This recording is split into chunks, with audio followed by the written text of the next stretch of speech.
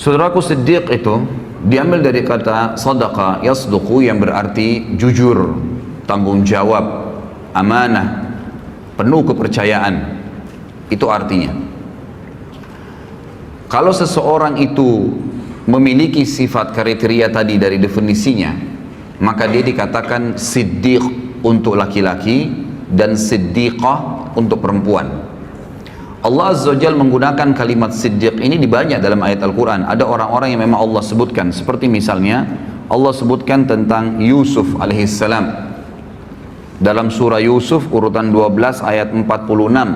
Allah subhanahu wa ta'ala berfirman, A'udzu billahi minasyaitonir rajim, Yusufu ayyuhas siddiq. Al-ayah. Tentu ada lanjutan ayatnya, tapi ini saksi bahasan. Wahai Yusuf, ya, orang yang siddiq. Karena Yusuf alaihissalam adalah orang yang penuh dengan amanah, tanggung jawab, kejujuran dan kepercayaan penuh. Kemudian juga Allah subhanahu wa ta'ala sebutkan tentang Ibrahim alaihissalam di dalam surah Maryam urutan 19 ayat 41. A'udzu billahi minasyaitonir rajim, wadhkur fil kitabi Ibrahim innahu kana siddiqan nabiyya. Al-ayah. Dan ingatlah tentang kisahnya Ibrahim, penyampaian Allah tentang Ibrahim, sesungguhnya dia nabi, sesungguhnya dia seseorang yang siddiqan nabiyya. Dia adalah orang yang sangat jujur, penuh dengan kepercayaan, ya, apapun yang disampaikan tentang kebenaran dia akan dukung, dan dia juga seorang nabi. Kata para ulama tafsir, di sini Allah subhanahu wa ta'ala mendahulukan memuji Ibrahim alaihissalam dengan siddiq sebelum nabi. Berarti siddiq ini punya kedudukan tersendiri, karena sebab utama para nabi-nabi ditunjuk oleh Allah justru karena mereka punya sifat sidq. Jadi ini asasnya, nanti kita akan titik beratkan. Jadi dengan adanya sifat sidq tadi, kejujurannya, amanahnya, tanggung jawabnya, kepercayaan penuh tentang kebenaran sehingga dia siap mempertahankan dan membela kebenaran tersebut, itu yang akan membuat Allah subhanahu wa ta'ala menunjuk mereka, memberikan mereka posisi ya sebagai nabi. Sebagaimana nanti akan kita titik beratkan banyak poin-poin masalah ini. Kemudian Allah subhanahu wa ta'ala juga menyebutkan tentang Maryam alaihissalam, ibunya Nabi Isa, ya. Di dalam firmannya surah Al-Ma'idah urutan 5, A'udzu billahi minasyaitonir rajim, mal masihu ibnu Maryam illa rasulun qad khalat min qablihi ar-rusul wa ummuhu siddiqa kana ya'kulani at-ta'am unzur kaifa nubayyinu lahumul ayati thumma anzur anna yufakun. Sesungguhnya Masih ibnu Maryam, Nabi Isa alaihissalam adalah jelas seorang rasul, utusan Allah, dan telah terdahulu sebelumnya banyak rasul-rasul, dan ibunya adalah siddiqah. Ya, jadi di sini penggunaan untuk perempuan siddiqah. Jadi Maryam alaihissalam ini, dia Maryam binti Imran bersaudara dengan Asia binti Imran, dan dua wanita ini adalah wanita yang sangat mulia. Mereka betul-betul siddiqah, jujur dari pertama masih kecil sampai mereka besar, itu tidak pernah tidak yakin dengan Allah Azza wa Jalla dan para nabi-nabi, sampai Allah karuniai dua perempuan ini melahirkan anak, dua-duanya nabi. Kalau dari Maryam lahirlah Isa, dan dari Asia adiknya Maryam itu lahir Yahya, dua-duanya nabi alaihimussalam. Dan ini yang ditemui oleh Nabi sallallahu alaihi wasallam di langit kedua pada saat Isra dan Mi'raj, bertemu dengan dua orang sepupu, Yahya dan Isa, karena ibu mereka bersaudara. Assalamualaikum warahmatullahi wabarakatuh.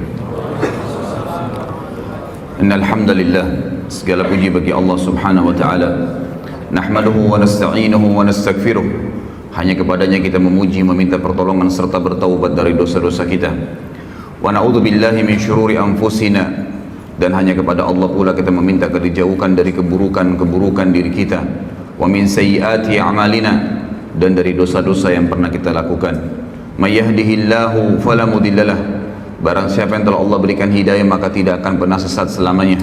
Wa may yudlilhu fala hadiyalah, dan barang siapa yang telah Allah sesatkan maka tidak akan mendapatkan petunjuk selamanya. Asyhadu an la ilaha illallah wahdahu la syarikalah, wa asyhadu anna Muhammadan abduhu wa rasuluh. Saya bersaksi tidak Tuhan yang berhak disembah kecuali Allah, dan Muhammad benar-benar hamba juga utusannya. Qala Allah Ta'ala, Allah mengingatkan dalam kitabnya, Ya ayyuhalladzina amanu taqullaha haqqa tuqatihi wa la tamutunna illa wa antum muslimun. Hai sekalian orang-orang yang beriman, patuhlah dan tunduklah sebenar-benar patuh dan tunduk kepada satu-satunya pencipta segala sesuatunya, itu Allah subhanahu wa ta'ala. Dan janganlah kalian meninggal dunia kecuali dalam keadaan Islam. Di ayat yang kedua, qala Allah ta'ala, ya ayuhan nasu attaqu rabbakum alladhi khalaqakum min nafsin wahidah wa khalaqa minha zawjaha wa batha minhuma rijalan katsiran wa nisaa wattaqullaha alladhi tasaaluna bihi wal arham innallaha kana 'alaikum raqiba. Hai sekalian manusia, sekali lagi bertakwalah, hanya patuh dan tunduklah kepada satu-satunya pencipta segala sesuatunya, itu Allah, yang telah menciptakan kalian dari jiwa yang satu, itu Adam alaihissalam, dan menciptakan dari jiwa yang satu istrinya Hawa alaihissalam, dan telah banyak memberikan keturunan laki-laki juga perempuan dari keduanya. Sekali lagi bertakwalah, hanya patuh dan tunduklah kepada Allah, dan jagalah hubungan silaturahim, sesungguhnya Allah senantiasa mengawasi kalian. Di ayat yang ketiga, qala Allah azza wa jalla, ya ayyuhalladzina amanu taqullaha wa qulu qawlan sadida yuslih lakum a'malakum wa yaghfir lakum dhunubakum wa may yuti'illaha wa rasulahu faqad faza fawzan 'azima. Hai sekalian manusia, hai sekalian orang-orang yang beriman, sekali lagi bertakwalah, hanya patuh dan tunduklah kepada Allah dan ucapkan kalimat yang benar. Niscaya Allah akan memperbaiki amalan perbuatan kalian, mengampuni dosa-dosa kalian. Barang siapa yang mentaati Allah dan Rasulnya, maka dia telah mendapatkan kemenangan yang besar. Amma ba'd, fa inna asdaqal hadithi kitabullah. Kita tahu sebaik-baik rujukan bagi umat Islam dalam seluruh lini kehidupan mereka, terutama dalam ibadah, yaitu Al-Quran, kitabullah. Wa khair hadi Muhammadin sallallahu alaihi wasallam, dan sebaik-baik petunjuk setelah Al-Quran adalah petunjuk yang lebih besar Muhammad sallallahu alaihi wasallam, yang dikenal dengan As-Sunnah. Keduanya rujukan pertama umat Islam atau utama dalam segala lini kehidupan mereka, terutama dalam masalah ibadah. Wa syarrul umuri muhdatsatuha, dan seburuk-buruk ibadah yang tidak punya rujukan dari wahyu Allah, Al-Quran dan Sunnah. Fa inna kulla muhdatsin bid'ah. Semua perbuatan yang dianggap ibadah dan tidak punya rujukan wahyu dikenal dengan perbuatan baru dalam agama. Wa nabidatun dhalalah, dan perbuatan baru itu akan membawa pelakunya pada kekeliruan dan kesesatan. Wa dalam final akan membawa pelakunya ke dalam api neraka. Bapak Ibu sekalian, ikhwah akhwat rahimani rahimakumullah. Tentu yang paling pertama yang layak kita ucapkan adalah segala puji bagi Allah yang telah memudahkan kita untuk berkumpul di rumahnya ini dan juga untuk menghadiri majelis ilmu. Serta sebagaimana sudah saya bahasakan kepada teman-teman panitia, insya Allah saya usahakan dengan izin Allah setiap bulan kita lowongkan, setiap bulan akan ada tablik akbar khusus untuk membahas tentang kisah-kisah sahabat Nabi. Dan ini memang pertemuan pertama kita membahas tentang sahabat yang termulia, yaitu Abu Bakar radhiyallahu anhu. Ada beberapa alasan kenapa saya memilih tema sahabat ini. Yang pertama, saudaraku, banyak sekali umat Islam yang tidak tahu, bahkan tidak pernah mau tahu siapa saja orang-orang yang telah sukses sebelum mereka, baik dunia maupun akhirat. Yang mereka pikirkan adalah orang-orang yang masih hidup bersama mereka, yang dianggap belum berhasil sebenarnya. Mereka baru berhasil di poin-poin tertentu, di substansial kehidupan, belum semuanya, gitu kan. Tapi ada orang-orang yang telah mendahului kita dari orang-orang saleh terlebih dahulu. Mereka sukses dunia, kaya raya, seperti figur Abu Bakar nanti akan kita jelaskan. Dia seorang pedagang, kalau anda mau bicara seorang pedagang, dan termasuk miliardernya Mekah. Beliau juga adalah seorang raja nantinya menjadi khalifah. Beliau seorang ayah yang sukses dan memiliki banyak anak serta 4 orang istri.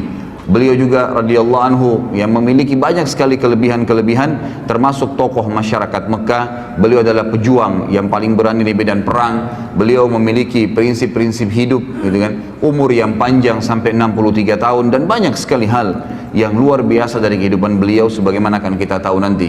Dan akan banyak sekali kita akan ambil pelajaran dari kejadian-kejadian dari kehidupan beliau, dan semoga Allah memberikan taufiknya untuk itu. Dan juga hal yang lain, saya akan bedah buku ikhwan dan akhwat sekalian. Bukunya adalah Ashabi Rasulullah sallallahu alaihi wasallam, ditulis oleh Syekh Mahmud Al-Misri. Allahu alam ya, setahu saya semenjak saya baca buku-buku tentang sahabat, saya temukan ini buku yang paling lengkap. Jadi kalau ada teman-teman yang berminat, saya sudah titipkan sama panitia, bisa mendapatkan di panitia. Buku ini ada 4 jilid ya, buku ini ada 4 jilid, dan buku ini akan kita bedah setiap bulannya. Jadi kalau kesempatan sekarang kita akan bahas Abu Bakar, maka yang depan insya Allah mungkin Umar bin Khattab dan seterusnya, maka akan terus mengikuti buku ini. Jadi pun kalau ikhwah dan akhwat memilikinya, maka akan terus kita bedah sampai selesai 4 jilid dengan izin Allah subhanahu wa ta'ala. Saya ingin titik beratkan dalam metode penyampaian saya nanti ini, ya, bahasan ini, dan ini bahasan yang cukup panjang sebenarnya. Sejarah Abu Bakar radhiyallahu anhu ini bukan sejarah yang pendek, sejarah yang panjang, dan Allahu alam kita tidak tahu bisa selesai sampai duhur atau tidak.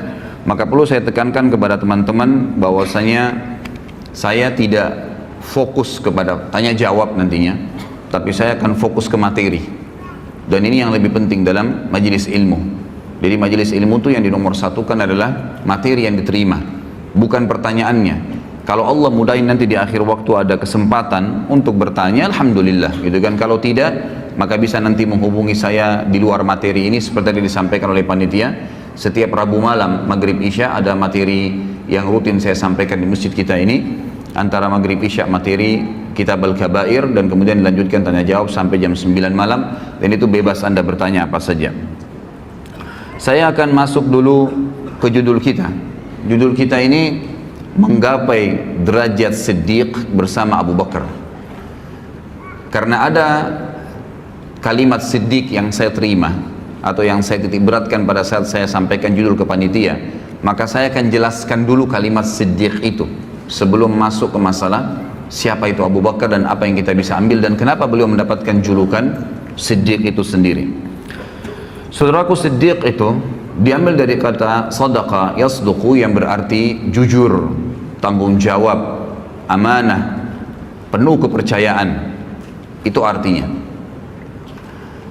Kalau seseorang itu memiliki sifat kriteria tadi dari definisinya, maka dia dikatakan siddiq untuk laki-laki dan siddiqah untuk perempuan.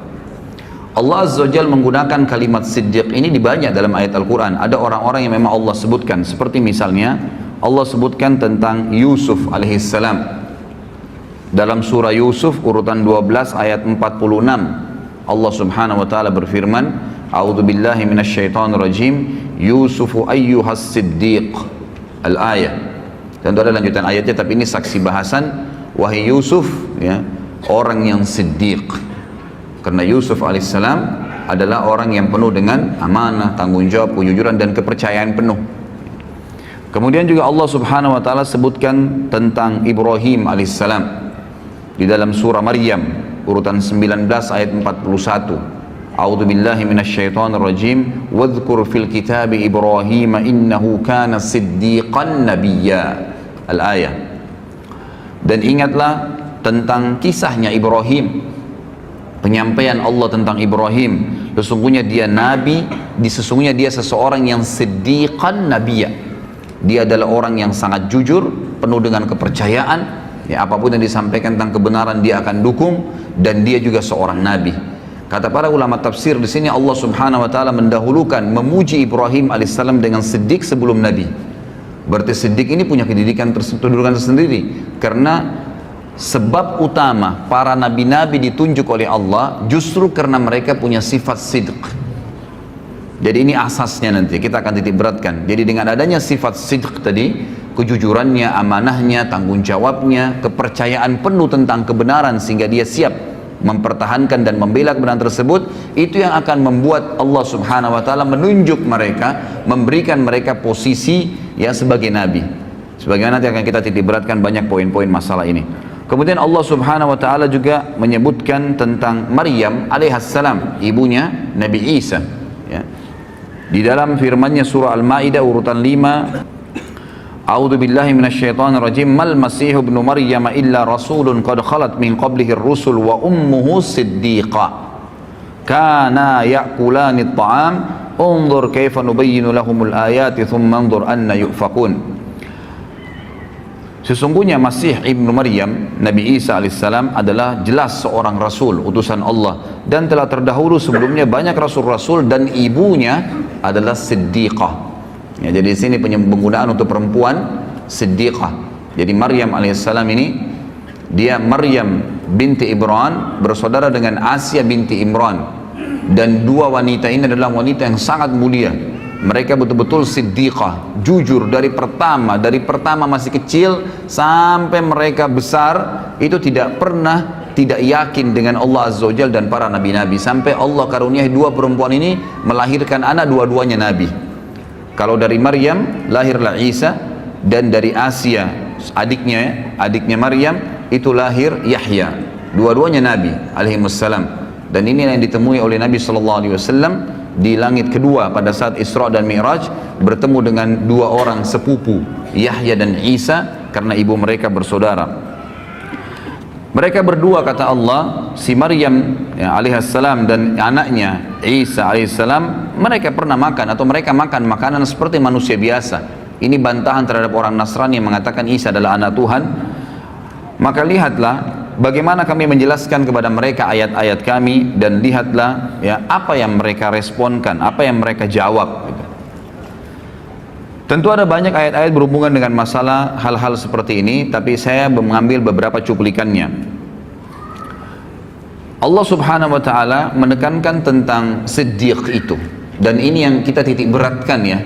Sebelum menjelaskan Abu Bakar dan ikhwah sekalian, harapan saya dengan izin Allah Subhanahu wa taala, saya dan antum sekalian bubar dari pengajian ini insya Allah membawa sifat Siddiq ini, karena ini target utama dan ini sifat luar biasa. Kalau antum milikin sifat ini, insya Allah antum jadikan ini sebagai pondasi menjalankan agama Allah, baik itu menjalankan perintah yang wajib ataupun sunnah, atau meninggalkan yang haram ataupun makruh, antum akan sangat tenang. Anda akan sangat tenang dalam mengerjakan perintah-perintah tersebut, dan juga sangat tenang dalam meninggalkan larangan-larangan tadi. Merasa memang nyaman sekali dan merasa menikmati yang halal dan meninggalkan yang haram. Kenapa? Karena pondasinya adalah sidq.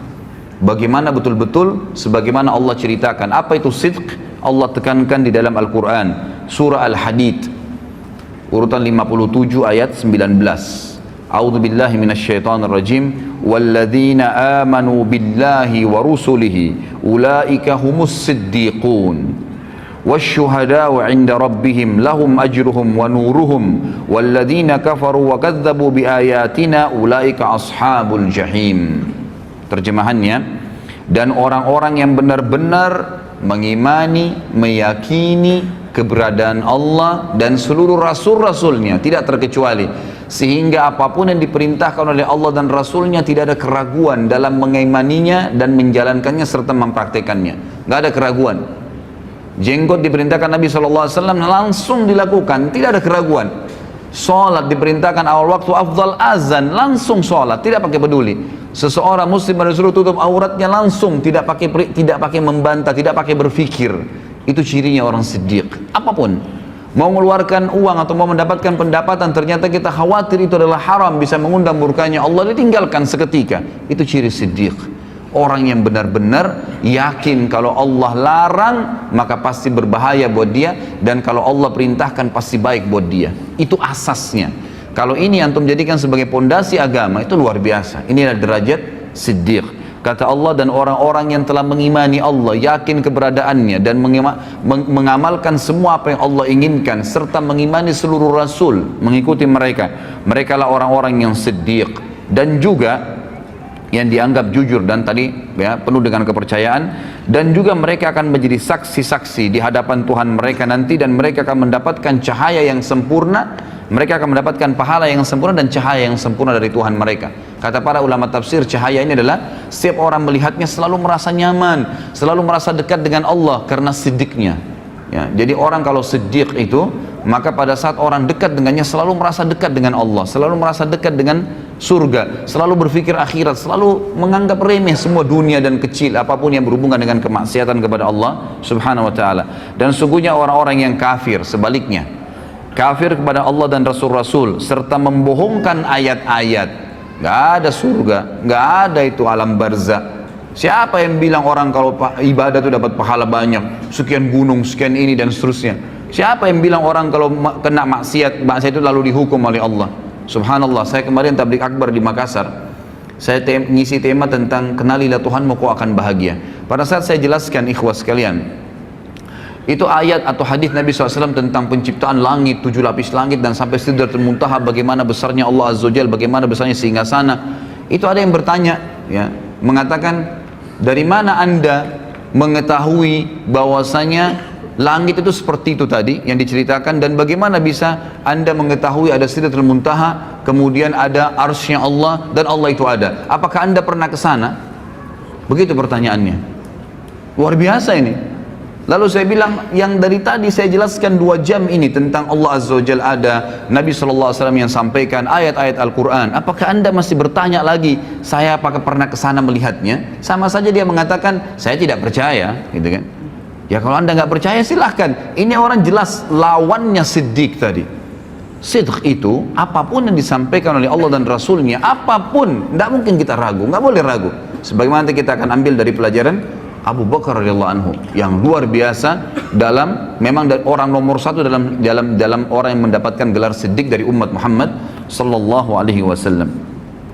Kata Allah, dan orang-orang yang kafir tidak meyakini dan membohongi ayat-ayat kami, maka mereka lah penghuni api neraka. Sebaliknya, tambahan juga ikhwah dan akhwat sekalian rahimani rahimakumullah, bahwasanya orang yang mencapai tingkat siddiq ini adalah orang-orang nanti akan diberikan surga tertinggi di akhirat nanti. Sebagaimana Allah Subhanahu wa taala menjelaskan dalam surah An-Nisa urutan 4 ayat 69. A'udzu billahi minasyaitonir rajim. Wa may yuti'illaha war rasul fa ulaika ma'al ladzina an'ama Allahu 'alaihim minan nabiyyin was siddiqin was syuhada'i was salihin wa hasuna ulaika rafiqa. Yang kurang lebih artinya, barang siapa yang mentaati Allah dan Rasulnya, semua yang Allah katakan dibenarkan, diamalkan, dipastikan tidak ada yang benar kecuali itu, dan juga diperintahkan oleh Rasulnya Muhammad SAW dipastikan benar, dan dia bangga dengan penampilan Islamnya, dengan makanan Islamnya, minuman Islamnya, ekonomi Islamnya, dengan politik Islamnya, semua dibenarkan, maka mereka lah orang-orang yang mendapatkan nikmat. Allah berikan nikmat dan Allah gabungkan mereka bersama dengan para nabi-nabi.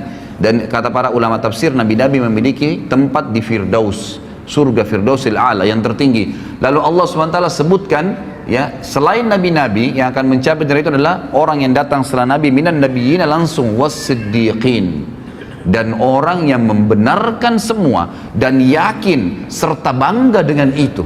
Memang kita bangga. Dan ini memang ikhwas sekalian, saya pilih tema ini luar biasa. Saya dapatkan krisis kebanggaan muslimin sekarang terhadap agama mereka. Kita lihat seorang muslim tidak ada bedanya dengan orang kafir dari sisi pakaiannya, dari sisi cara bicaranya, tata bicaranya, makanan, jenis makanannya, usahanya. Berapa banyak orang subhanallah tidak bisa dibedain dari penampilannya antara muslimah dengan non muslim, muslim dengan muslimah. Padahal kalau kita datangkan seseorang Nasrani, laki-laki, kita berikan kepada dia kopi atau baju koko atau sebuah simbol Islam misalnya, pakaiannya. Kemudian kita datangkan seorang Nasrani laki-laki yang lain, lalu tanya dia agama apa orang itu, spontan dia akan mengatakan Muslim karena ada simbolnya. Kalau orang siddiq, dia yakin bahwasanya pakaian ini yang Allah katakan walibasut taqwa dzalika khair, ini pakaian yang ada simat, ada contoh, ada ciri ketakwaan adalah yang paling baik. Orang tahu, oh ini orang dekat dengan Allah. Dan saya yakin subhanallah, orang kalau menggunakan baju koko dengan kopiah, kalaupun ada perempuan nakal, ya, yang biasa mengganggu laki-laki, dia tidak akan berani mengganggu orang itu karena pakaiannya. Lalu kenapa kita lari dari pakaian itu? Gitu kan? Kita malah tidak bangga. Berapa banyak orang subhanallah muslimin, ya, atau kita datangkan misalnya perempuan Nasraniyah, ya, suruh pakai jilbab 5 menit saja, panggil Nasraniyah perempuan yang lain, tanya orang itu agama apa, maka dia akan mengatakan itu muslimah, ada simbol.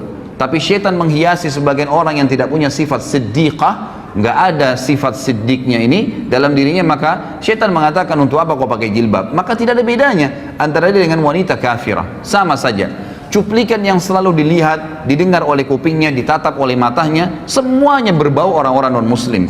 Film-filmnya semua Hollywood, Bollywood, dan yang semua berhubungan dengan tontonan terhadap aurat, lagu-lagu yang menjauhkan dia dari Al-Quran, semuanya jauh, semuanya jauh. Cerita-cerita kosong, balas dendam, narkoba, mencuri istrinya orang lain, dan beragam macam hal, perselingkuhan dan seterusnya. Ini yang menjadi simbol di rumah orang-orang Islam sekarang. Tidak ada pengajian, tidak ada tilawah Al-Quran. Lalu kemudian mereka mau mengkhayal anaknya hafal Quran. Dari mana ikhwah dan akhwat sekalian? Dia sendiri nggak pernah sentuh Al-Quran, nggak pernah dengar ceramah di rumah. Antum berapa kali saya jelaskan dalam pengajian saya ikhwah. Ini masih kronologis semua ya. Saya bilang, Kalau saya pribadi, kadang-kadang sehari di Jakarta, saya bukan membanggakan diri, cuma berbagi ya. Pada saat saya punya pengajian 4 hari, 4 kali jadwal sehari, dari pagi kadang-kadang sampai malam ikhwah.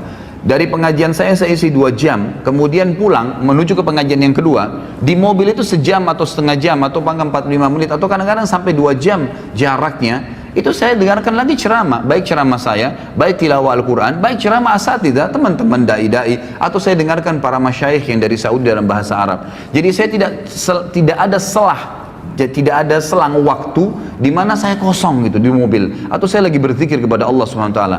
Saya coba lakukan. Kemudian saya isi pengajian 2 jam lagi.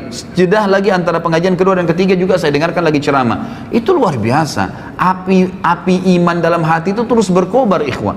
Kadang-kadang antum dari pengajian seperti ini keluar dari masjid, setan akan bisikin, tadi kan sudah pengajian, sekarang hiburannya musik. Dibisikin sama dia, antum iyahkan, begitu lemah, tidak sidq. Yakin ikhwah sekalian, kalau antum yakin di majlis ilmu bisa menambah iman, bisa mengingatkan kita kepada Allah Azza wa Jal, bisa membuat kita rindu dengan akhirat, bisa tahu tentang surga, bisa tahu tentang neraka, dan kita khawatir tentang neraka tersebut, lalu kenapa tidak sepanjang hidup kita seharian itu diisi dengan hal tersebut? Sayangnya rumah-rumah umat Islam sekarang ada Al-Quran itu kalau ada kematian, malah sebenarnya tidak ada Al-Quran dalam sunnah Nabi SAW dibaca pada saat kematian. Sebaliknya mereka lakukan hal tersebut dalam masalah ekonomi, riba, ya, gharar, semuanya, kezaliman, manipulasi yang dilarang oleh Nabi SAW, dilarang oleh agama, tapi dilakukan. Alasannya apa boleh buat Ustaz? Nggak ada jalan lain.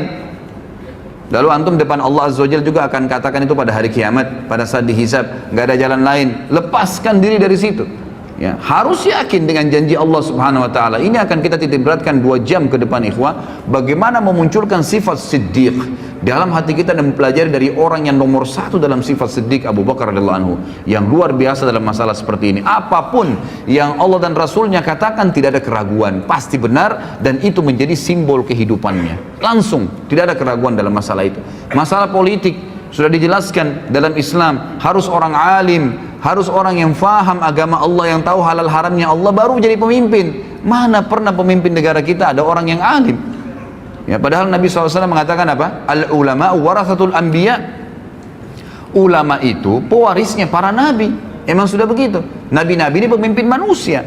Sekarang kalau ada kiai, ada ustadz, ada dai, dicalonkan jadi presiden, disorotin oleh masyarakat. Untuk apa dai masuk di politik? Subhanallah. Lalu kalau bukan ustadz atau ada dai atau ulama yang memimpin anda, siapa yang akan pimpin anda? Orang-orang fasik seperti sekarang, yang membiarkan tempat kemaksiatan terbuka, pelanggaran-pelanggaran agama Allah dilakukan, riba merajalela mencekik lehernya umat-umat Islam, anak-anak muslimah dan muslim kita yang akhirnya terbengkalai, dipaksanya ini dan dipaksakan itu, dan seterusnya, gitu kan? Maka ini keliru sekali. Bukankah Nabi SAW datang ke Madinah lalu menjadi pemimpin pada saat beliau datang dan beliau nobatkan diri menjadi raja sekalian Nabi di Madinah, karena beliau adalah seorang yang paling alim, tahu halal haramnya Allah? Bukankah Nabi SAW wasiatkan Abu Bakar radhiyallahu anhu penggantinya setelah beliau adalah orang yang paling alimnya sahabat, paling tahu halal haramnya Allah? Bukankah Abu Bakar menulis wasiat pada saat mau meninggal mengatakan, aku meninggalkan wasiat yang manusia yang paling bertakwa sama Allah dan paling paham halal halalnya Allah adalah Umar bin Khattab? Bukankah Umar bin Khattab lalu menunjuk Uthman bin Affan? Bukankah Uthman dan masyarakat Madinah akhirnya menunjuk, ya, masyarakat Madinah menunjuk Ali setelah itu karena dianggap orang yang paling alim setelah Uthman, dan seterusnya. Kita lihat bagaimana Khulafaur Rasyidin menunjukkan adalah ulama. Ya. Apa kata Nabi SAW dalam hadis sahih riwayat Al-Hakim? Sayati umara'u sufaha. Akan datang nanti sepeninggalku adalah pemimpin-pemimpin yang sangat sufaha. Sufaha itu jamak daripada safih. Dan orang Arab ini ikhwah menyebutkan kata-kata safih itu kalau bodohnya super bodoh. Namanya. Kalau jahal itu artinya bodoh masih ada pinternya. Tapi kalau safih itu artinya bodoh yang tidak ada di tahu apa-apa. Orang yang tidak tahu, tidak ada informasi apapun dengan dia. Maka apa kata Nabi SAW? Akan datang pemimpin-pemimpin yang sufaha, yang bodohnya luar biasa. Kenapa Nabi SAW katakan bodoh? Beliau lanjutkan hadis yang mengatakan, umara'u la yahtaduna bihaddi wa la yastannuna bisunnati. Pemimpin-pemimpin yang tidak akan pernah mengambil petunjuk dariku, nggak mau nunjuk oleh Nabi Muhammad SAW, tidak mau tahu halal haramnya Nabi SAW. Nabi SAW ya seorang Nabi Muslim, ya sudahlah, saya juga Muslim, tapi nggak hubungnya dengan politik saya. Subhanallah. Ya. Lalu siapa yang anda jadikan patokan? Belanda, Inggris, negara-negara barat, orang-orang kafir yang kufur kepada Allah Subhanahu wa taala. Lahirlah sistem demokrasi yang akhirnya siapa yang paling banyak suaranya, siapa yang paling kuat, ya, orang masanya maka dia yang menang walaupun dia bodoh. Subhanallah khalik, gitu kan. Ini luar biasa karena kita jahilnya, kita tidak tahu tentang apa yang diajarkan Nabi SAW, dan kita tidak sidq, kita tidak mempercayai itu. Seakan-akan ragu, benar nggak Islam nih? Benar nggak Islam itu bisa ngatur politik? Padahal 1345 tahun kita memimpin dunia. Bagaimana Anda masih ragu dengan masalah itu?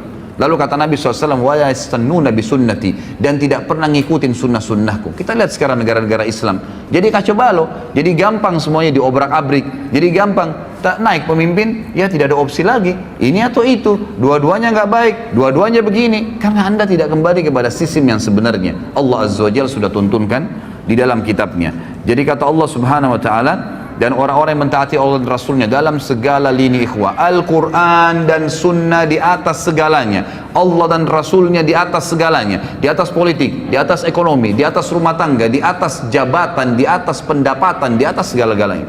Itu baru dikatakan orang itu sidq, orang yang benar-benar yakin dan percaya penuh terhadap apa yang Allah dan Rasulnya turunkan. Barang siapa yang mentaati Allah dan Rasulnya, maka mereka lah yang akan bersama diberikan nikmat kepada nabi-nabi dan orang-orang yang siddiq, orang-orang yang terpercaya tadi, dan syuhada, orang yang mati syahid, wassalihin, dan orang-orang yang saleh, wa hasuna ulaika rafiqa, dan mereka lah sebaik-baik orang, ya, sebaik-baik orang. Baik ikhwas sekalian, sebelum masuk ke Abu Bakar juga, saya menemukan ada tema yang menarik dari buku ini. Sebelum jauh membahas masalah Abu Bakar radhiyallahu anhu, di sini ada disebutkan di buku ini. Nanti kalau Anda memiliki buku ini atau antum memiliki buku ini, ada poin yang saya kemarin sempat terlintas membaca sepintas gitu. Lalu saya temukan memang ini poin yang tidak boleh luput dalam materi seperti sekarang kita ini. Ikhwah sekalian, demi Allah ikhwah, saya bersumpah di atas podium ini, kita ini umat yang terbaik, umat Islam, umat yang terbaik. Kita memiliki syariat yang paling sempurna dari Allah dan Rasulnya Muhammad SAW. Tidak boleh ragu dengan masalah itu. Kita tidak perlu agama lain. Kita tidak perlu dengan siapapun. Orang lain menjadikan umat Islam sebagai kiblat, iya. Tapi jangan kita yang berkiblat dengan mereka. Karena mereka berkiblat pada hal-hal yang melanggar dan kufur kepada Allah pencipta langit dan bumi. Sementara kita ini di bawah tuntunan pencipta langit dan bumi. Bagaimana bisa seorang muslim ragu? Dan ikhwah sekalian, kita akan bacakan dalil bagaimana umat Muhammad SAW adalah umat yang terbaik, dan kita adalah umat memang yang mestinya memimpin dunia. Memang sudah begitu. Jadi tidak boleh ragu dengan masalah itu. Dengarkan ikhwah, kata Allah Subhanahu wa Ta'ala di dalam Al-Quran, surah Al-Imran ayat 110. Kalau pegang buku ini bisa lihat halaman masih awal-awal ya, halaman 41. A'udzu billahi minasyaitonir rajim. Bismillahirrahmanirrahim. Kuntum khaira ummatin ukhrijat lin-nasi ta'muruna bil ma'rufi wa tanhauna 'anil munkari wa tu'minuna billah. Al-ayah. Kalian umat Islam, umat Muhammad SAW adalah sebaik-baik umat yang telah dilahirkan untuk siapa? Untuk manusia akhir zaman, untuk seluruh manusia dari zaman Adam alaihissalam sampai hari kiamat. Kalian adalah sebaik-baik umat, artinya kalian pemimpinnya, kalian yang harus jadi patokan, kalian harus jadi panduan, kalian yang menjadi contoh bagi orang lain. Dan kalian, sifat kalian adalah kalian selalu menyeru kepada yang ma'ruf. Apa yang Allah perintahin, selalu kalian bilang, nggak bisa tuh karena Allah larang, bisa tuh karena Allah yang bolehkan, selalu begitu. Rasulullah contohkan, Rasulullah nggak contohkan, itu sifatnya umat Islam. Menyeru kepada yang ma'ruf artinya yang Allah dan Rasulnya perintahkan. Wa tanhauna 'anil munkar, dan kalian melarang kemungkaran yang Allah dan Rasulnya larang. Hanya itu patokannya. Wa tu'minuna billah, dan kalian meyakini sepenuhnya tentang keberadaan Tuhan Allah Subhanahu wa Ta'ala. Kemudian juga disebutkan di dalam surah Al-Baqarah ayat 143. Kelebihan yang kedua umat Islam adalah kata Allah Subhanahu wa Ta'ala, a'udzubillahi minasyaitonir rajim, wa kadzalika ja'alnakum ummatan wasatan litakunu syuhada 'alan nasi wa yakuna ar-rasulu 'alaikum syahida. Dan demikian pula kami menjadikan kamu hai umat Islam umat pertengahan. Tidak ada sesuatu yang berat sekali, tidak ada juga yang ringan sekali, di tengah-tengah. Sementara umat sebelum kita punya hal-hal yang berat. Kalau antum belum tahu, umat Nabi Musa alaihissalam itu kalau mereka berbuat dosa besar, taubatnya bukan kayak kita. Taubatnya kalau kita ini tinggal sesalin, tinggalin, selesai, janji sama Allah tidak ulangin, diampuni dosanya. Kalau zaman Nabi Musa, Pak, Kalau ada umatnya mengeluh, wahai Musa, saya baru berzina, saya baru buat dosa besar. Apa kata Musa alaihissalam dalam surah Al-Baqarah? Faqtulu anfusakum, bunuh diri kalian. Berat itu, buat dosa tobatnya bunuh diri. Zaman dulu, umat Islam tidak seperti itu.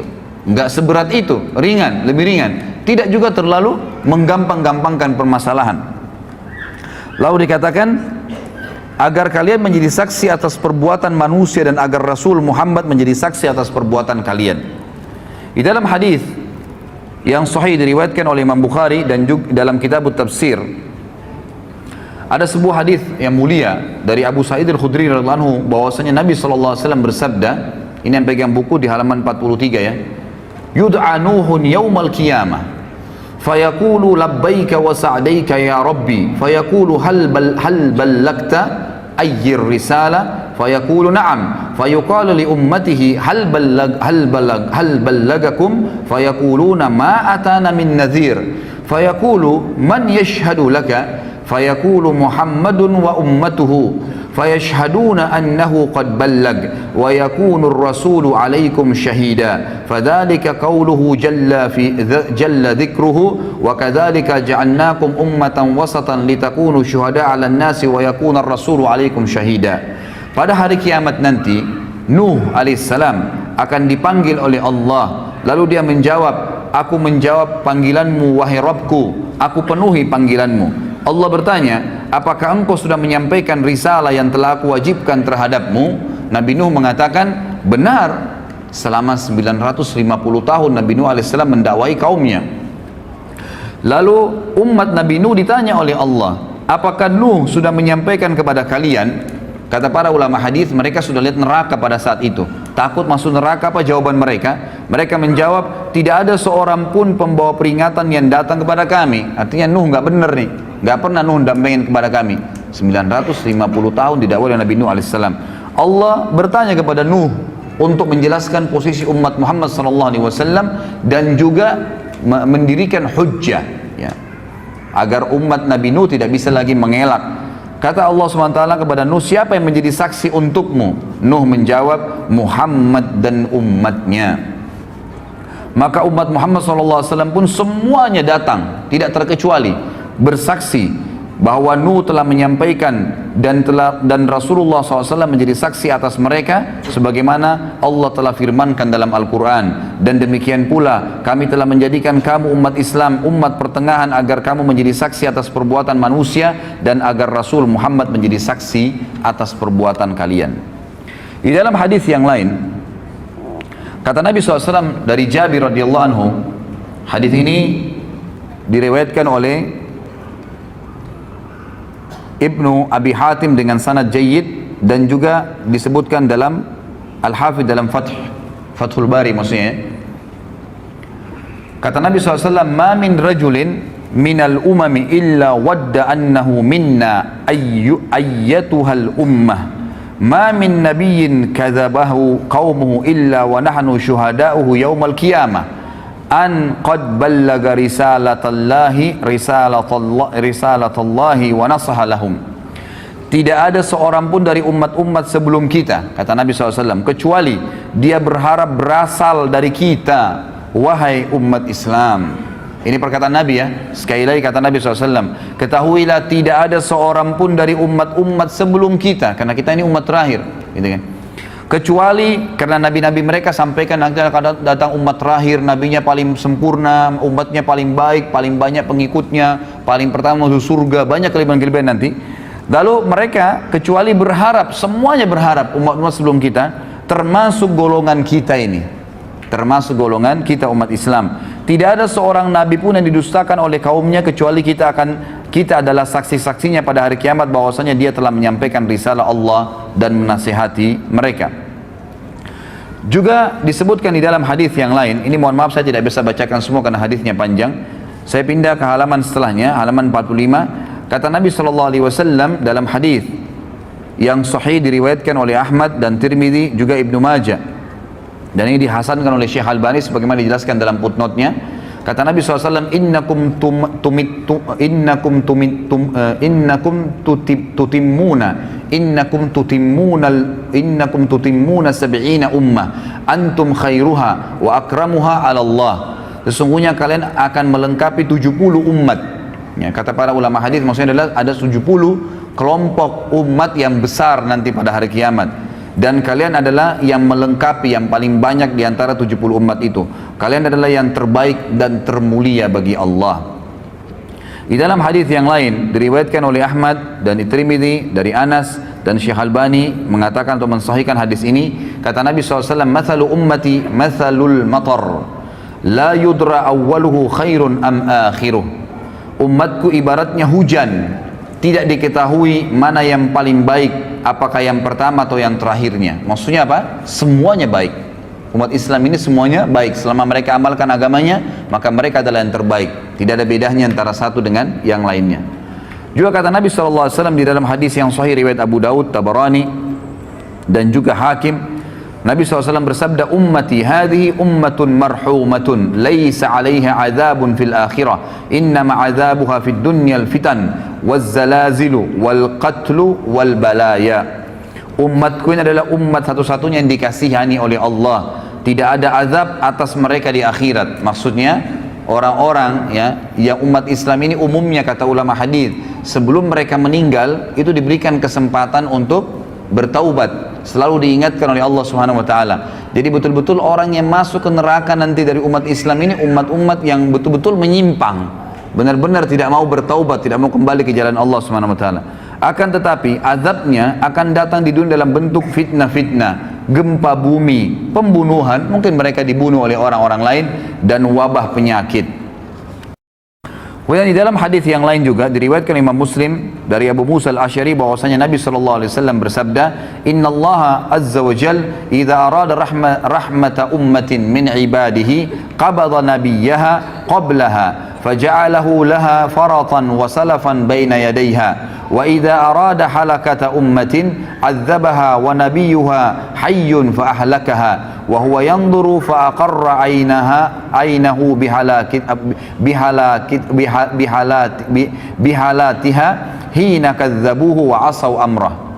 Jika Allah azza wa jalla hendak merahmati suatu umat dari hamba-hambanya, niscaya dia mengambil atau mewafatkan nabinya sebelum mereka. Seperti Nabi Muhammad SAW wafat sebelum para sahabat umumnya, dia menjadikan Nabi tersebut sebagai pendahulu di hadapan mereka sehingga bisa dicontohin. Jika Allah hendak membinasakan satu umat, niscaya dia Allah menyiksanya sebelum Nabi mereka atau selama Nabi mereka masih hidup. Allah membinasakan mereka sedangkan Nabi mereka melihatnya. Seperti kasus Nabi Nuh, Nabi Lut, jadi dilihat. Dia membuatnya tenang dengan kebinasaan mereka manakala mereka mendustakan dan menyelisihi perintahnya. Kemudian juga kelebihan umat Muhammad SAW yang lain adalah hadis disebutkan oleh Ibnu Majah dan Baihaqi, disahihkan oleh Syekh Albani dari Abu Hurairah radhiyallahu anhu bahwasanya Nabi SAW bersabda, "Inna Allah tajawaza li ummati amma tuwaswisu bihi suduruha atau suduruha ma lam ta'mal aw tatakallam bihi wa mastukriha alaih." Sesungguhnya Allah memaafkan umatku apa yang terbersit dalam hati mereka selama mereka belum melakukannya. Jadi kalau kita lagi sholat, kemudian ada bisikan-bisikan riya, bisikan apa saja, selama kita belum iyakan, maka tidak terhitung batal, gitu kan? Sebab semua ibadah pasti ada terlintas bisikan setan ya. Kita mau sedekah, tuh orang puji, itu orang ini. Kita lagi sholat tuh, indahkan ada teman di sebelah kamu, kamu dipuji. Kita lagi berdoa seperti itu. Selama kita nggak iyakan, maka tidak ada masalah. Tapi kalau kita sudah iyakan, baru terjadi riya, itu mendapatkan dosa. Seperti itu. Allah SWT memudahkan bagi umat ini seperti itu. Jadi Allah Subhanahu wa taala memaafkan umatku apa yang terbersit dalam hati mereka, maksudnya digoda oleh syaitan selama mereka belum melakukannya atau mengucapkannya, dan apa yang mereka dipaksa atasnya. Kalau dipaksa lakukan satu perbuatan, kalau tidak dia akan dibunuh. Seperti kasus Ammar bin Yasir ya radhiyallahu anhu, pada saat ayahnya dan ibunya Ammar dan Sumayyah dibunuh oleh Abu Jahal, maka Ammar masih kecil, umurnya 7 tahun, 8 tahun, ketakutan, disiksa sama Abu Jahal. Abu Jahal bilang, saya akan siksa kamu, saya tidak bunuh langsung, sampai habis semua kulitmu, sampai kamu kesakitan luar biasa dan kamu mati tersiksa, kalau kau tidak kufur kepada Muhammad. Maka kata Ammar, baiklah, apa yang kau mau wahai Abu Jahal? Kata Abu Jahal, katakan saya kufur kepada risalahnya Muhammad, kufur kepada kenabian Muhammad. Maka Ammar mengatakan, saya kufur kepada risalahnya Muhammad. Lalu Abu Jahal tidak puas, lewatlah unta betina. Lalu kata Abu Jahal, saya tidak akan lepaskan kau kecuali kau katakan unta ini Tuhanku. Maka Ammar pun berkata, unta ini Tuhanku, baru dilepas. Ammar bin Yasir radhiyallahu anhu waktu lepas dari azab merasa menyesal, ya, terbebani hatinya. Kenapa tadi nggak sekalian biarin aja saya disiksa? Lalu dia datang kepada Nabi SAW mengatakan, umur 7 tahun, 8 tahun ini luar biasa imannya. Lalu kata Ammar, ya Rasulullah, sambil nangis, bagaimana bisa ini? Saya tadi mengucapkan begini dan begitu ya Rasulullah, karena saya takut dibunuh. Kata Nabi SAW, wahai Ammar, kalau seandainya diulangin lagi kepadamu besok, ucapkanlah, selama memang bukan hatimu yang menginginkannya. Artinya memang dipaksa, gitu kan? Ini terlepas dari ini adalah sebuah hal yang tidak dihukum bagi umat Muhammad sallallahu alaihi wasallam. Kemudian juga dikatakan oleh Nabi sallallahu alaihi wasallam di dalam hadis diriwayatkan oleh Ibnu Abi Asim dari Anas dan dihasankan oleh Syekh Albani dalam Sahihul Jami', kata Nabi SAW, Inna Allah Ta'ala kad ajara ummati min an tajtami ala dhalalah. Sesungguhnya Allah Ta'ala telah melindungi umatku sehingga mereka tidak bersepakat di atas kesesatan. Artinya selama mereka berpegang pada Al-Quran dan Sunnah, maka mereka insya Allah tidak akan sesat. Kemudian juga ya, di dalam hadis yang diriwayatkan oleh Imam Muslim dan Ahmad juga Nasai dari Hudzaifah radhiyallahu anhu, bahwasanya Nabi SAW bersabda, fuddilna 'alan nasi bi thalath, ju'ilat sufufuna ka sufufil malaika wa ju'ilat lana al-ardu kullaha masjida wa ju'ilat turbatuha lana tahura idza lam najidil ma wa u'titu hadhihi al-ayat min akhir suratil Baqarah min kanzin tahtal arshi lam yu'taha nabiyyun qabli. Kami diberikan umat Islam ini 3 keutamaan, kata Nabi SAW, atas semua manusia. Yang pertama, saf-saf kami dijadikan seperti safnya para malaikat. Ya, jadi memang pengaturan saf solat itu dianjurkan seperti safnya malaikat, sebagaimana sabda Nabi SAW kepada para sahabat dalam hadis Bukhari Muslim, tidakkah kalian mengatur saf kalian sebagaimana para malaikat mengaturnya? Lalu kata para sahabat, bagaimana malaikat mengatur saf mereka ya Rasulullah? Kata Nabi SAW, mereka menyempurnakan saf demi saf, setelah penuh baru pindah ke saf yang kedua, setelah penuh baru pindah saf ketiga, dan seterusnya. Yang kedua adalah seluruh bagian bumi ini dijadikan bagi kami sebagai masjid. Boleh dibangun masjid dimanapun tempatnya, selama tanah itu bukan tanah hasil rampasan atau yang haram, maka boleh dibangun masjid. Dan yang ketiga, debunya bumi ini dijadikan untuk kami sebagai alat bersuci jika kami tidak mendapatkan air. Bisa bertayamum dari mana saja, ya, debu yang ada. Dan diturunkan kepadaku ayat-ayat ini dari akhir surah Al-Baqarah, ya, dari perbendaharaan di bawah arsy-Nya Allah yang tidak diberikan kepada seorang nabi sebelumku. Kemudian juga tentu di sini ada banyak sekali ya hadis-hadis Nabi SAW yang mungkin saya tidak bisa bahas semua. Tentu saya berharap ikhwan dan akhwat bisa memiliki bukunya. Sekali lagi, karena buku ini akan kita bedah setiap bulannya dengan izin Allah. Kalaupun memang Allah memberikan ada halangannya, maka minimal Anda sudah memiliki buku rujukan yang saya jadikan sebagai referensi utama ini. Di sini ada banyak sekali ya, dan saya tutup dengan hadis ya, di mana Nabi SAW menyebutkan ada 2 hadis ya, yang pegang buku di halaman 53 langsung. Kata Nabi SAW di dalam hadis diriwayatkan oleh Ahmad dari Abu Bakar radhiyallahu anhu dan disahihkan oleh Syekh Albani dalam Sahihul Jami', kata Nabi SAW, utitu 70,000 min ummati yadkhuluna al-jannata bighairi hisab wujuhuhum kal qamari lailatal badr wa qulubuhum ala qalbi rajulin wahid fastazattu rabbi azza wa jal fazadani ma'a kulli wahidin 70,000. Ini kemuliaan yang luar biasa. Aku diberikan 70.000 dari umatku yang masuk surga tanpa hisab. Wajah mereka seperti rembulan di malam purnama, dan hati mereka di atas hati satu orang. Artinya semuanya sama imannya. Aku lalu meminta tambahan kepada Rabbku, maka dia Rabbku memberiku tambahan. Setiap satu orang dari 70.000 itu ditambahkan 70.000 orang yang lain, sehingga masing-masing mereka bisa membawa 70.000. Jadi 70.000 kali 70.000, dan ini tidak ada bagi umat-umat sebelum kita. Ini luar biasa sekali Allah SWT berikan kepada kita. Kemudian dikatakan juga di dalam hadis yang lain,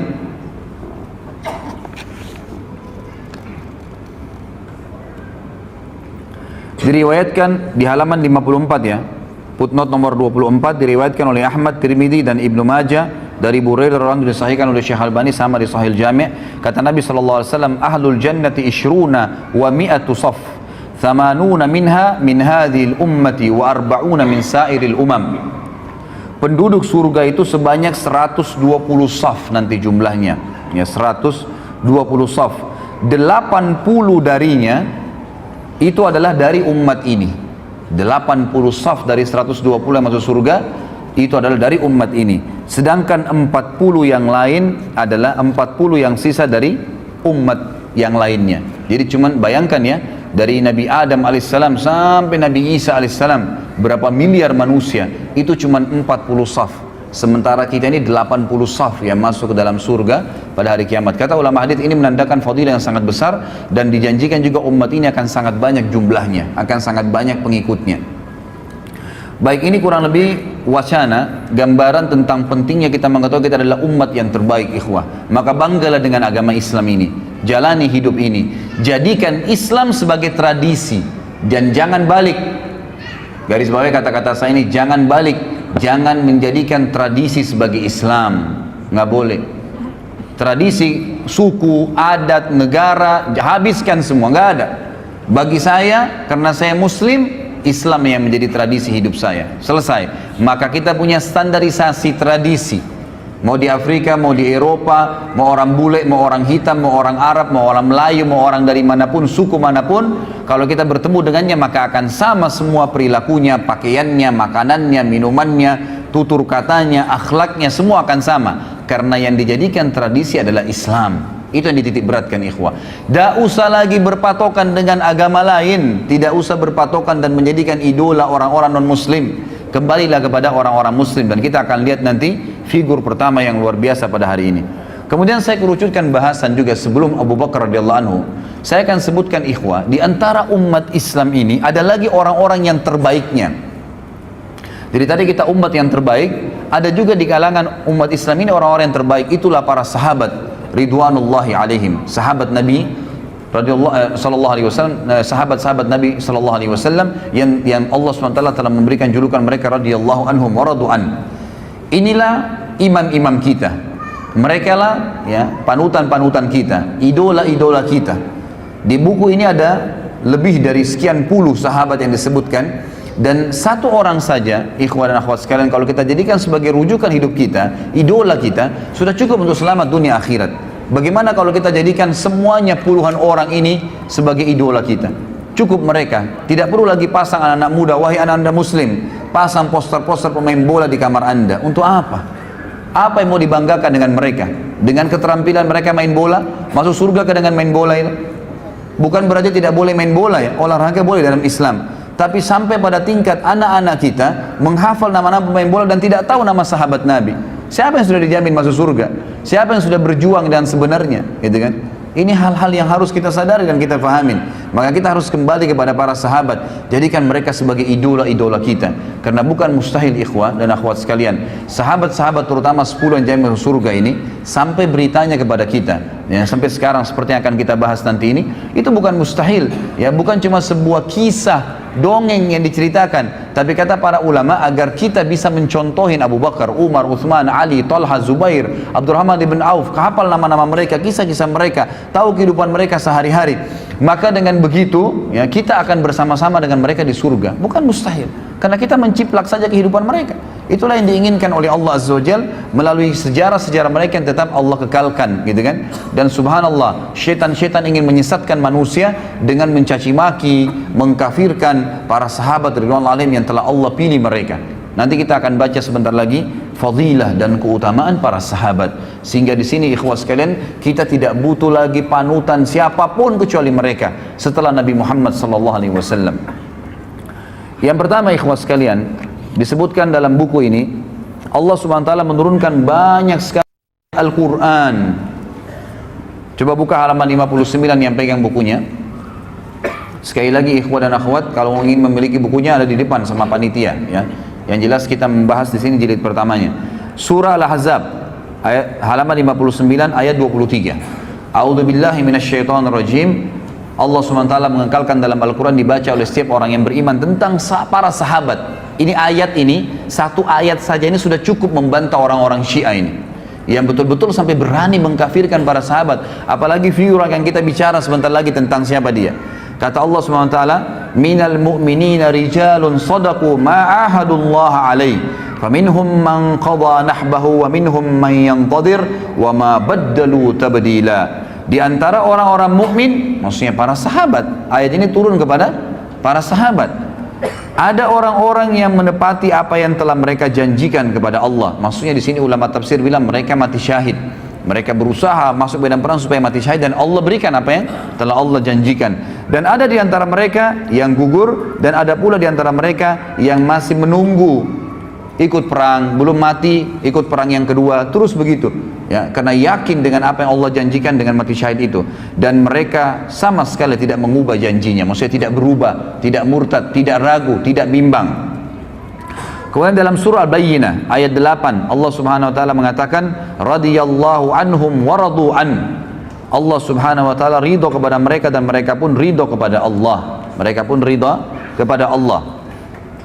Kemudian dalam surah Al-Fath ayat 18 Allah terus memuji para sahabat. Ikhwas sekalian, kalau Allah sudah ridha kepada seseorang, Rabbul Alamin, Tuhan alam semesta, siapa lagi yang kita mau jadikan panutan selain mereka?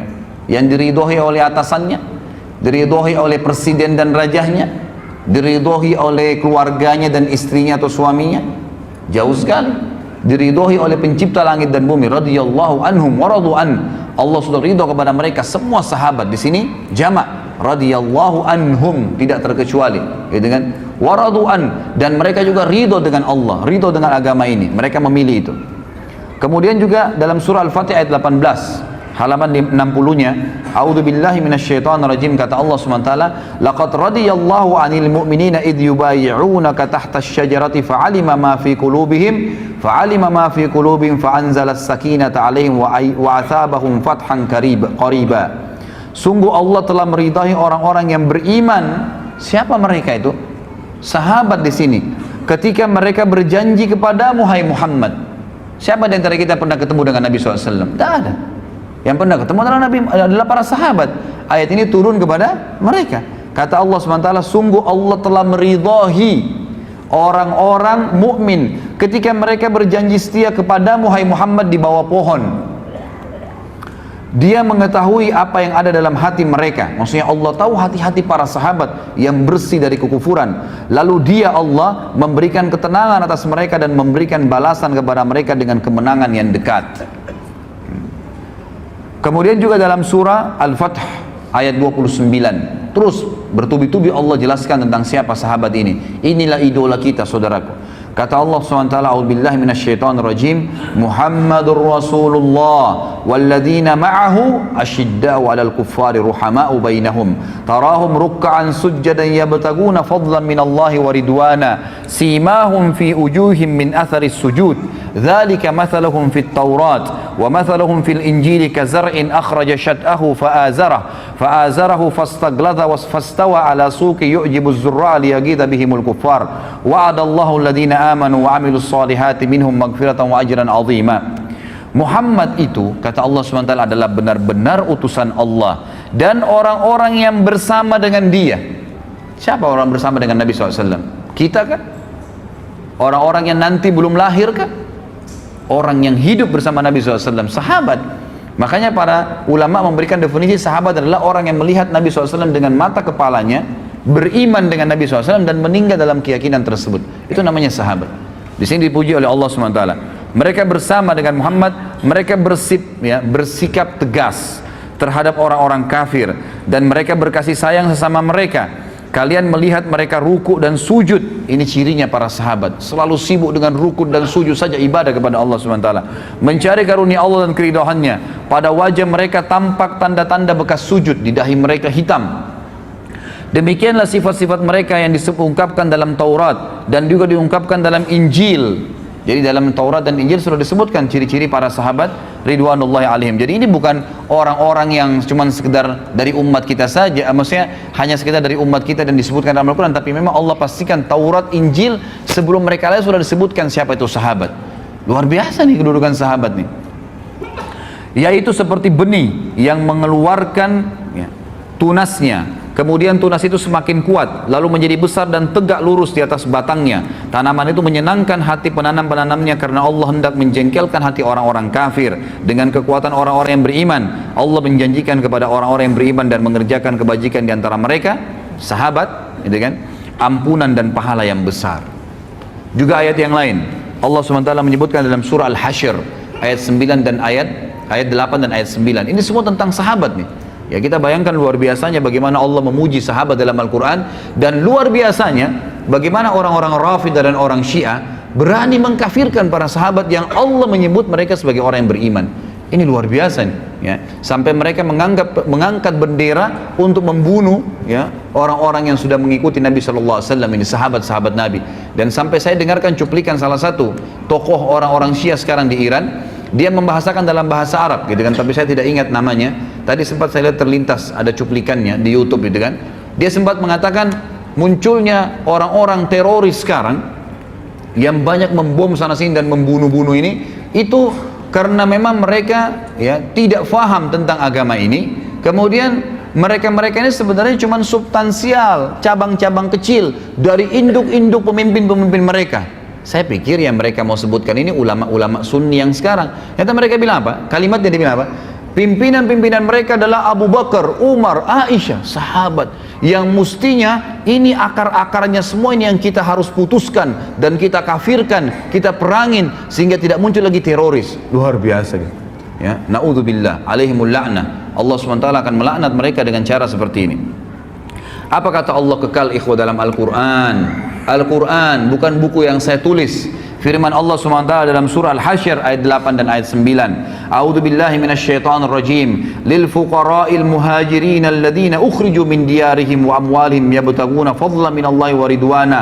Fadlan minallahi wa ridwana wa yansuruna Allah wa rasulahu. Ulaika humus shadiqun walladziina tabawwa'ud dara wal imana min qablihim yuhibbuna man hajara ilaihim wa la yajiduna fi sudurihim hajatan mimma utu wa yu'thiruna ala anfusihim walau kana bihim khasasa wa man yuqa syuhha nafsihi fa ulaika humul muflihun.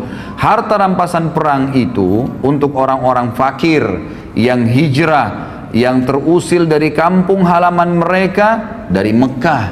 Siapa mereka? Sahabat Nabi. Dan meninggalkan harta bendahnya di Mekah demi mencari karunia Allah, dan mereka hijrah ke Madinah mencari keridhaan dan demi menolong agama Allah dan Rasulnya. Mereka itulah orang-orang yang benar dan orang-orang yang ansar. Jadi dua-dua dipuji nih, sahabat ada muhajirin dan ansar. Muhajirin dari orang-orang Mekah Allah puji, mereka meninggalkan harta dan kota mereka, negeri mereka, hijrah untuk Allah dan Rasulnya.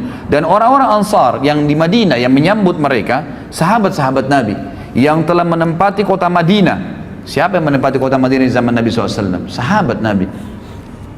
Dan telah beriman sebelum kedatangan mereka, para muhajirin, kepada Nabi Muhammad SAW. Mereka mencintai orang-orang yang berhijrah ke tempat mereka, dan mereka tidak menaruh keinginan dalam hati mereka terhadap apa yang diberikan kepada mereka, muhajirin. Maksudnya memberi balasan, memberikan bantuan kepada muhajirin, tidak berharap balasan. Itu sifat sahabat-sahabat ansar.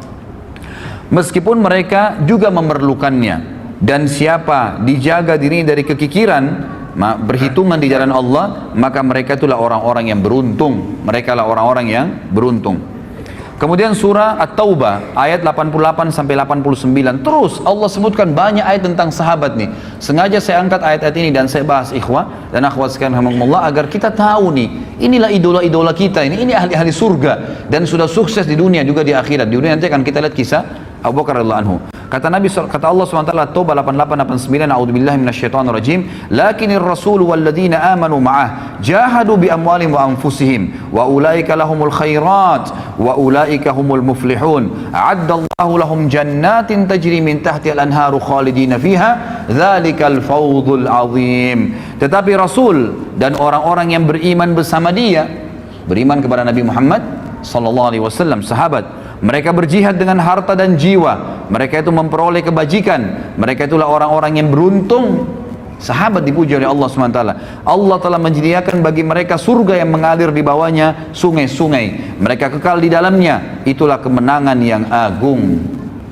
At-Taubah ayat 100. A'udzubillahi minasyaitonirrajim. Ayat setelahnya, was-sabiqunal awwaluna minal muhajirin wal ansari walladzina ittaba'uhum bi ihsan walladzina ittaba'uhum bi ihsan radhiyallahu anhum wa radu anhu wa'adda lahum jannatin tajri tahtaha al-anharu khalidina fiha abada dzalikal fawzul azim. Dan orang-orang yang terdahulu lagi yang pertama-tama masuk Islam dari golongan muhajirin dan ansar. Kata ulama tafsir, penyebutan Allah SWT muhajirin ansar memastikan tidak mungkin orang lagi mendustakan kalau ini turun kepada para sahabat ridwanullah alaihim, karena tidak ada orang yang berjulukan muhajirin dan ansar kecuali para sahabat Nabi dan orang-orang yang mengikuti mereka dengan baik setelah itu.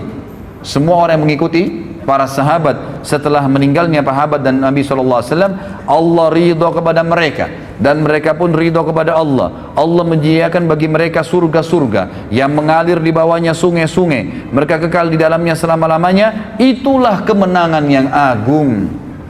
Ikhwah akhwat sekalian, ikuti para sahabat, sahabiat Nabi, pertahankan sampai malaikat maut mencabut ruh anda, maka pasti kita akan masuk surga. Allah yang berfirman, Allah sediakan surga yang di bawahnya mengalir sungai-sungai. Gak usah pusing lagi dengan artis fulan, idola profesor, doktor ini. Sibuk dengan sahabat Nabi ridwanullah alaihim. Wallahi ikhwah, Abu Bakar gak punya ijazah dari Amerika, Umar gak punya ijazah dari Eropa, tapi memimpin negara menjadi orang yang sangat adil, dan mereka kaya raya, pedagang yang berhasil, keturunannya semua sukses. Ya, kita akan lihat bagaimana Abu Bakar radhiyallahu anhu dalam kehidupannya luar biasa.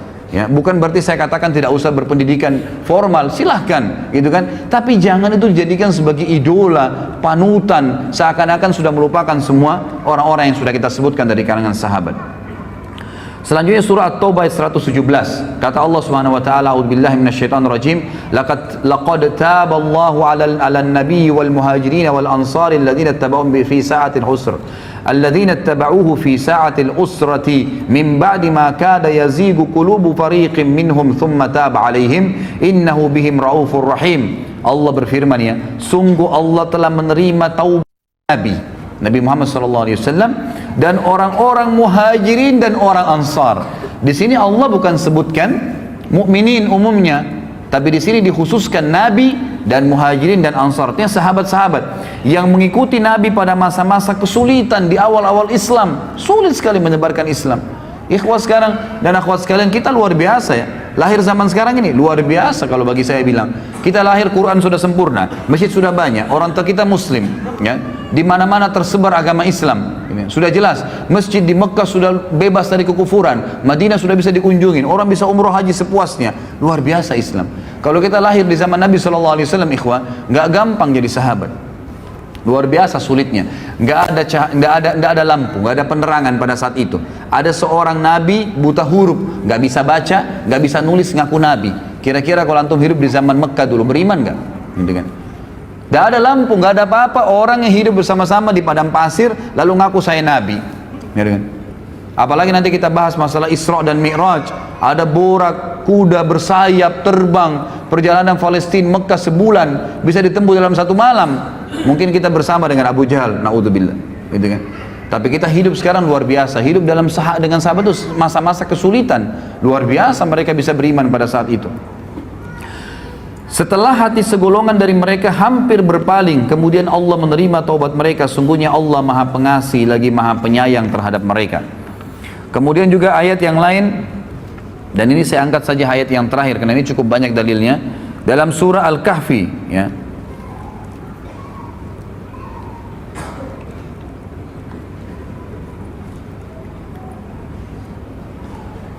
Baik, saya pilih ayat yang lain ya. Kita cari ayat yang kira-kira ayat Al-Imran terakhir ya. Al-Imran di halaman 65 ayat 172 174. A'udzu billahi minasyaitonir rajim. Alladzina istajabu lillahi war rasuli min ba'di ma asabahumul karh lilladzina ahsanu minhum wattaqau ajrun 'azim. Alladzina qala lahumun nasu innan nasa qad jama'u lakum fakhshawhum fazadahum imana wa qalu hasbunallahu wa ni'mal wakil fanqalabu bi ni'matin minallahi wa fadlin lam yamsashum su'un wattaba'u ridwanallah wallahu dzu fadlin 'azim. Orang-orang yang mentaati perintah Allah dan Rasul Muhammad SAW setelah mendapatkan luka dalam perang Uhud. Siapa yang hadir di perang Uhud? Kita kan?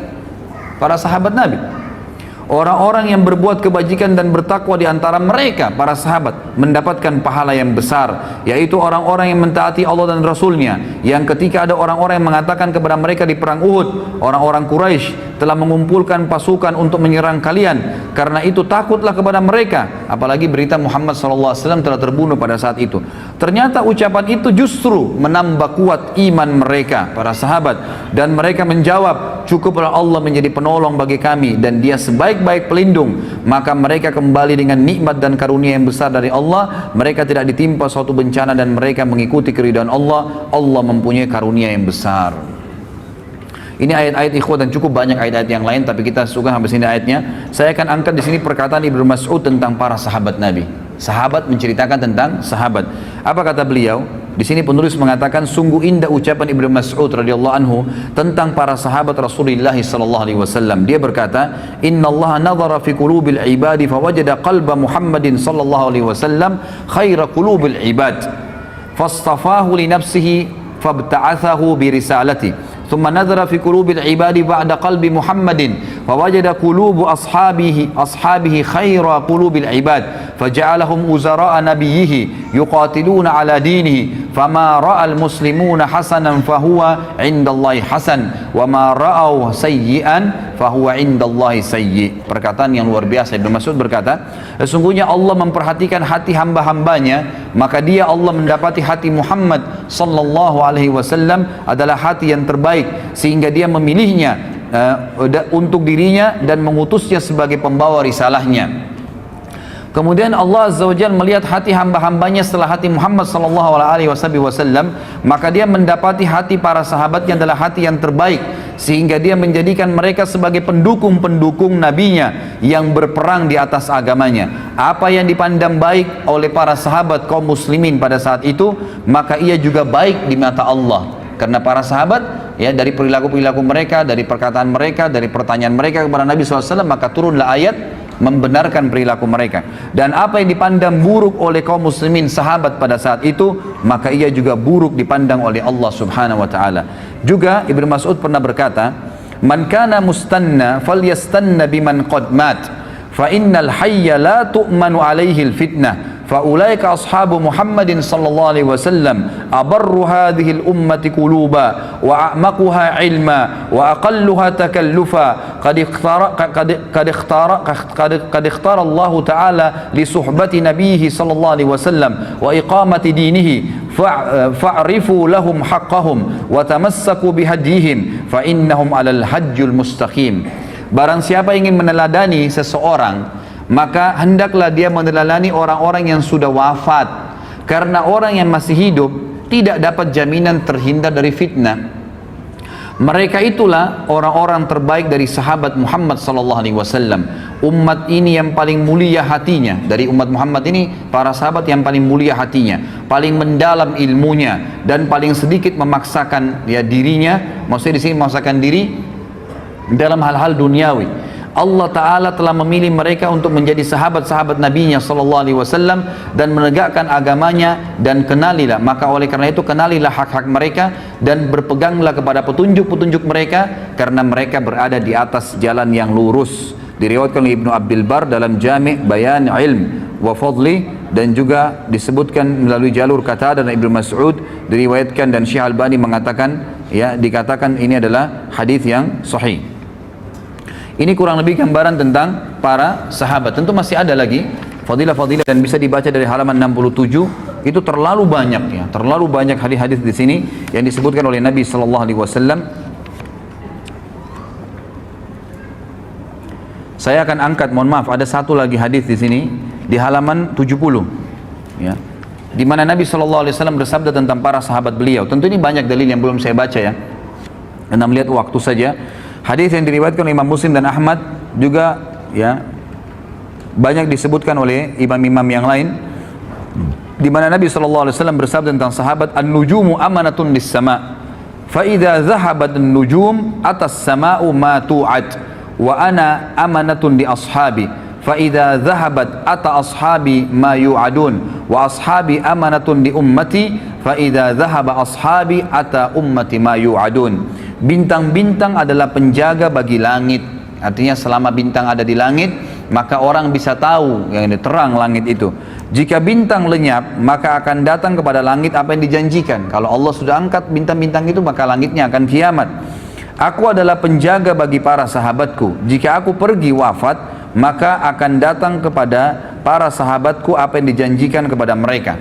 Artinya akan ada ya sahabat akan menyebar dan akhirnya mereka juga akan menemukan beberapa kendala tapi mereka tinggal kembali kepada panduan Nabi SAW. Sahabat-sahabatku adalah penjaga bagi umatku. Jika sahabat-sahabatku telah pergi wafat maka akan datang kepada umatku apa yang dijanjikan kepada mereka. Artinya mereka akan berselisih kalau mereka tidak mengikuti para sahabat ridwanullahi alaihim. Juga di sini halaman 71 nanti ikhwah bisa baca, ini hadis juga yang agung, bahwasanya banyak fakta sejarah disebutkan di dalam banyak sekali hadis riwayat Muslim, ya hadis riwayat Bukhari, banyak disebutkan hadis-hadis di mana pernah terjadi peperangan, sering kali terjadi peperangan di zaman Nabi SAW meninggal, kemudian pemimpin perang berkata kepada pasukannya, apakah ada di pasukan kita ini yang pernah menjadi sahabat Nabi? Maka mereka mengatakan ada, si fulan dan si fulan. Maka Allah memberikan kemenangan karena keberadaan sahabat itu. Kemudian dalam peperangan yang lain berkata juga pemimpin-pemimpin setiap peperangan di zaman tabi'in mereka berkata, adakah sahabat yang ikut? Oh ada si fulan masih hidup di pasukan. Maka Allah berikan kemenangan lagi karena adanya sahabat. Lalu setelah itu setelah para sahabat meninggal semua, lalu terjadi peperangan, pernah terjadi fakta lapangan, para tabi'in berkata, ya seorang pemimpin perang pernah berkata, apakah ada orang di antara kalian yang pernah menemani sahabat Nabi, maksudnya menjadi sahabatnya Nabi, tabi'in? Maka berkata mereka, ada si fulan dan si fulan. Maka Allah pun memberikan kemenangan justru karena ada di situ muridnya para sahabat ridwanullahi alaihim. Jadi di sini kita bisa lihat bagaimana Allah Azza wa Jalla memberikan kemenangan-kemenangan untuk ya pasukan-pasukan jihad karena adanya para sahabat ridwanullahi alaihim. Ini kurang lebih kronologisnya ikhwah sekalian, dan memang agak panjang tadi saya sampaikan agar memang kita menyadari tentang pentingnya kedudukan kita umat Islam dan juga pentingnya kedudukan para sahabat ridwanullahi alaihim. Sekarang kita masuk ke inti bahasan tentang umat nomor satu, ya, atau dari umat ini yang nomor satu, yang dinomorsatukan oleh para ulama, ya ulama sunni semua sepakat mengatakan umat atau orang yang paling terbaik dari umat Muhammad sallallahu alaihi wasallam setelah Nabi Muhammad adalah Abu Bakar radhiyallahu anhum. Saya akan mulai ikhwah. Abu Bakar ini beliau berada atau berasal dari suku yang masyhur, ya.